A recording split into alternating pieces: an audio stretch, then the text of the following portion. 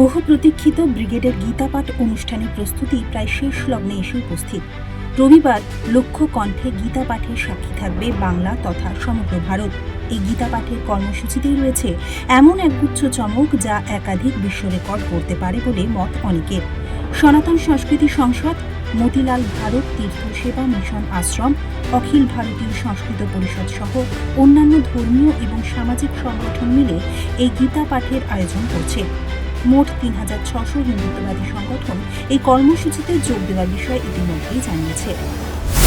আয়োজকদের দাবি, মোট ৪টি বিষয়ে বিশ্ব রেকর্ড তৈরি হতে পারে। প্রথমত, ১ লক্ষ মানুষের উপস্থিতিতে হবে গীতা পাঠ। দ্বিতীয়ত, ব্রিগেডে ৭০,০০০ মহিলা একসঙ্গে শঙ্খ বাজাবেন।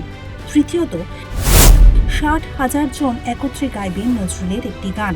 চতুর্থত, একসঙ্গে প্রায় ১৫০০ সাধু সন্ত ওই দিন ব্রিগেড ময়দানে শান্তি স্তোত্র পাঠ করবেন। এর সঙ্গে গীতার প্রথম, দ্বিতীয়, দ্বাদশ, পঞ্চদশ ও অষ্টাদশ অধ্যায়ের সমবেত পাঠ তো রয়েছেই। এই অনুষ্ঠানে জোর দেওয়া হয়েছে পোশাক বিধিতে। পুরুষরা সাদা ধুতি পাঞ্জাবি পরবেন, মহিলাদের পরনে থাকবে লাল পাড় সাদা শাড়ি। আয়োজকদের তরফে এও জানানো হয়েছে যে ইতিমধ্যেই দূরের জেলাগুলি থেকে মানুষজন কলকাতাতে আসতে শুরু করে দিয়েছেন।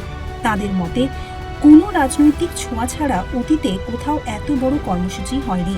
রবিবার রাজ্যের জনজাতি সম্প্রদায়েরও বহু মানুষ এই কর্মসূচিতে অংশ নেবেন।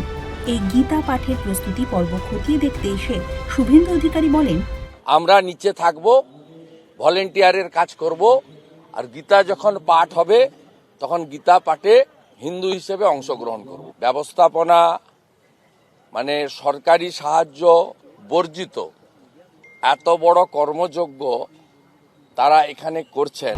দক্ষিণবঙ্গের বিভিন্ন জায়গা থেকে গীতা পাঠের অংশগ্রহণকারীরা এখনো পর্যন্ত 10টি ট্রেন ভাড়া করেছেন।